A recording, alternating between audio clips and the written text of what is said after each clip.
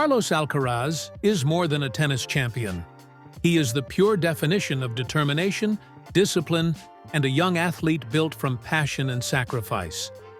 From the dusty courts of El Palmar in Murcia, Spain, to the global stages of Roland Garros, Wimbledon, and the US Open, his journey has reshaped the future of men's tennis.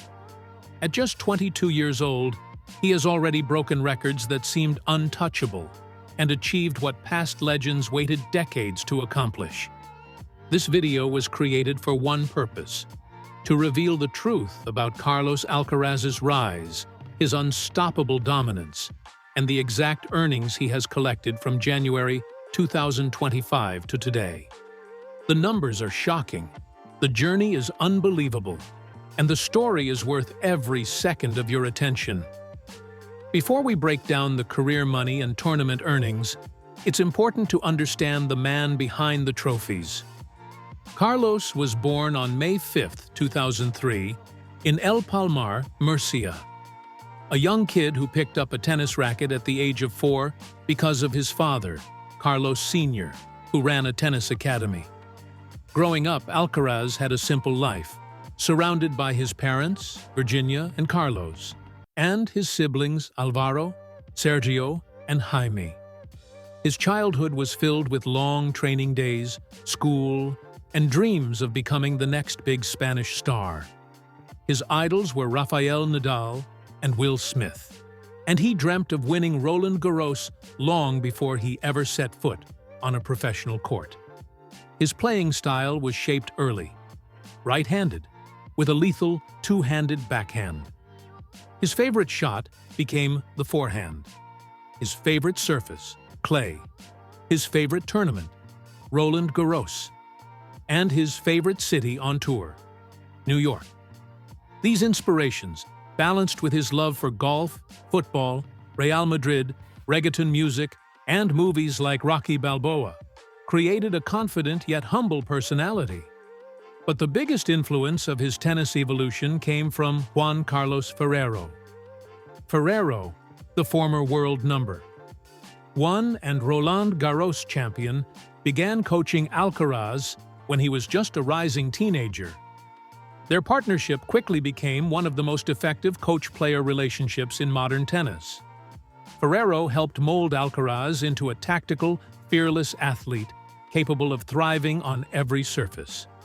The world began to understand his greatness when he became the youngest and first teenage world number 1 in ATP rankings history in 2022.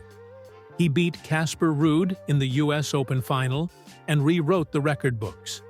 That same year, he received the ATP number 1 award, Most Improved Player of the Year, and his name appeared in Time 100 Next. But the story didn't stop there. In 2024 and 2025, his performance moved from greatness to dominance. His epic 5-set battles, his victories over Djokovic, and his Grand Slam finals streak turned him into a global superstar. Now let's enter the main reason for this video: the truth about Carlos Alcaraz's 2025 tournament journey and his earnings from January to November. All the prize money, all the ranking changes, all the points collected, step by step, month by month. And trust me, by the end of this part, you'll understand just how massive his financial success has become. And if you love breakdowns like these, make sure you subscribe so you never miss updates on top players and their real earnings. We begin in January at the Australian Open in Melbourne. Alcaraz reached the quarter-finals and walked away with 665,000 Australian dollars. His points from the event were 400, and at that moment, he held the ATP ranking of number 3. A strong start to the year, but just the beginning. Next came Rotterdam in February. He reached the finals, earning €449,160. His performance added 500 points to his season total, keeping him firmly inside the top 3 of the ATP rankings. Still hungry, still rising. In Doha, the third tournament of his year, Carlos reached the quarterfinals, securing $75,615. He added another 100 points, maintaining his position as ATP number 3. At this point, momentum was building and expectations were rising fast. March brought two Masters tournaments. In Indian Wells, Alcaraz powered his way into the semifinals, earning $354,850. His points reward was 400, and his ranking remained in the top 3. Days later in Miami, things didn't go as planned. He exited in the round of 64, earning only $35,260 and picking up 10 points. Even though the result was below expectations, his ranking stayed safely inside the top 3. If you're enjoying this deep dive, make sure you hit that subscribe button because we still have the clay season and Grand Slams coming up. April arrived with the ATP Masters 1000 Monte Carlo. Here, he reached the finals, collecting €946,610 and earning 1,000 points. Despite the tough run, his ranking stood at ATP number 3.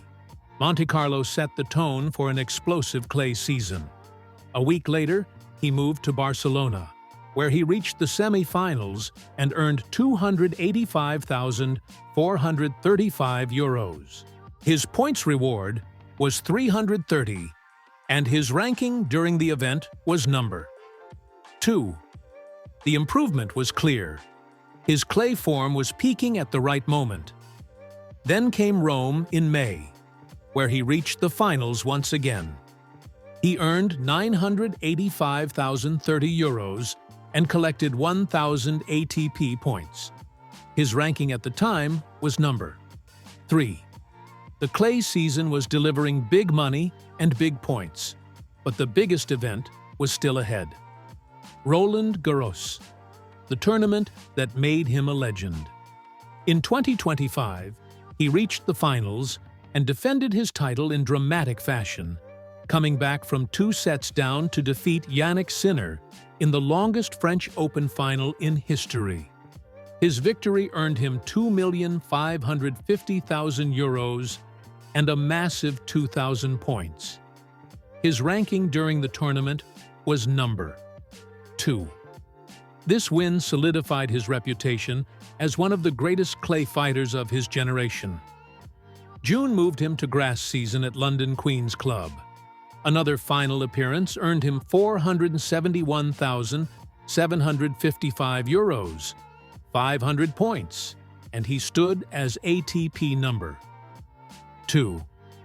Immediately after came Wimbledon, where he reached the final again. Though he lost for the first time in a Grand Slam final, he still earned £1,500,000 to £20,000 and collected 1,300 points. His ranking at the time remained at number 2. He also extended his Wimbledon legacy, growing his future earnings and impact. August brought Cincinnati, where he reached another final, earning $1,124,380 and collecting 1,000 points.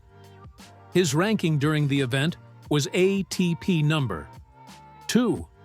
His form was consistent, his earnings were massive, and his global popularity kept rising. The US Open followed. Another final. Another display of unmatched determination. His earnings were $5 million, and he collected 2,000 points. His ranking during the tournament stood at number 2. New York has always been special to him, and 2025 added another unforgettable chapter. In September, he participated in the Laver Cup, though the event provided no prize money and no points. Shortly after came Tokyo, where he reached the finals and earned $416,365. This result added 500 points and maintained him firmly at ATP number 1. Finally, in late October, he played the Paris Masters. He reached the round of 32, earning €44,220 and collecting 10 points. His ranking at the time was ATP number 1. And that brings us to November, closing the journey from January to date. From Melbourne to Paris, from grass to clay to hard courts, Carlos Alcaraz earned millions in prize money, thousands of ranking points, and the respect of the entire tennis world. His growth is not only in numbers, but in maturity, fighting spirit, and the ability to rise under pressure. If you appreciate this level of research and storytelling, subscribe now so you never miss another deep breakdown of earnings, rankings, and player journeys. Carlos Alcaraz is just 22, but he has already built a legacy that will be studied for generations.